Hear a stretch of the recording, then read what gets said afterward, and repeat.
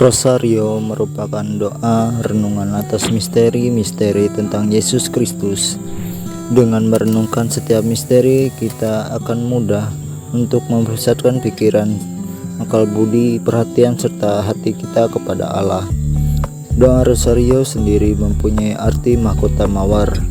Kenapa begitu? Dikarenakan Bunda Maria yang menyatakan pada setiap orang bahwa setiap seseorang mendaraskan satu kali salam Maria, maka artinya dia memberikan sekuntum mawar yang indah. Rosario sendiri dianggap sebagai doa yang sempurna karena ada terkandung warta keselamatan yang menyagumkan. Dengan Rosario kita merenungkan peristiwa-peristiwa seperti peristiwa sedih, gembira, mulia, dan juga terang dalam kehidupan Yesus dan Maria. Doa ini adalah doa yang sederhana, layaknya sikap dan juga kehidupan Bunda Maria. Doa ini juga merupakan sarana yang paling efektif untuk mengembangkan diri kita dalam iman.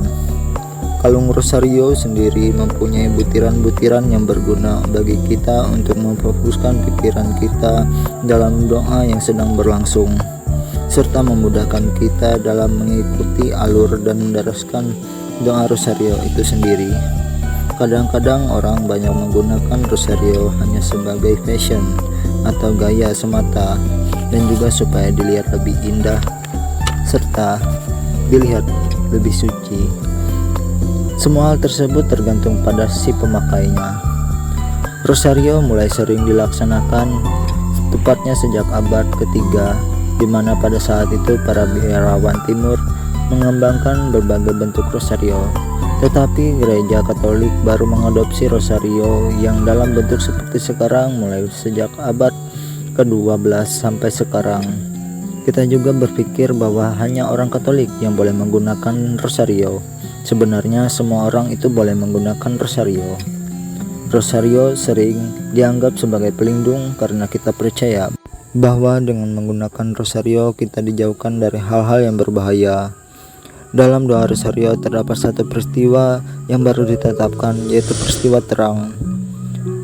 Paus Yohanes Paulus II melalui surat apostolik Rosarium Virginius Mariae pada bulan Oktober 2002. Dengan demikian, Rosario itu sangat berguna serta bermanfaat bagi kita semua, baik dalam hal mendekatkan diri kepada Allah, merenungkan Injil, memperbaiki diri, dan menguatkan iman kita sehingga kita menjadi umat Katolik yang sungguh Katolik, dan karya keselamatan Allah selalu menerangi langkah kita. Kitab Suci.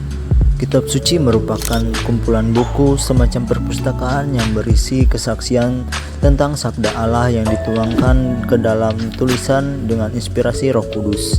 Allah berkomunikasi dan menyatakan dirinya pada manusia dengan bahasa yang dimengerti oleh manusia. Maka itu seputar kehidupan manusia juga. Munculnya buku-buku tersebut tidak bisa dipisahkan dari zamannya. Biasanya buku-buku tersebut memuat keprihatinan dan menjawab kebutuhan umat. Maka perlu sikap dewasa dan teliti atau berhati-hati dalam menafsirkan sebuah teks Alkitab.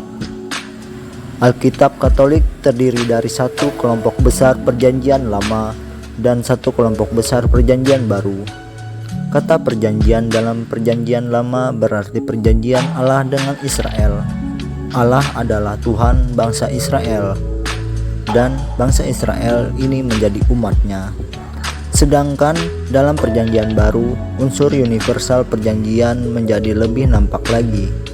Keselamatan tidak dibatasi pada Israel saja, melainkan untuk seluruh umat manusia.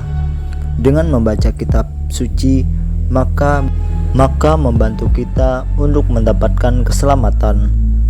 Ingat, bukan Alkitab yang memberikan kita keselamatan, tetapi Alkitab memberikan jalan untuk menuju keselamatan, karena Allah sendiri yang mampu memberikan keselamatan itu, memberikan kekuatan bagi kita untuk melewati cobaan dan tantangan dalam hidup kita, meneguhkan iman kita tentang keselamatan dan tentang kuasa doa, membantu kita semakin menuju serupa dengan Allah.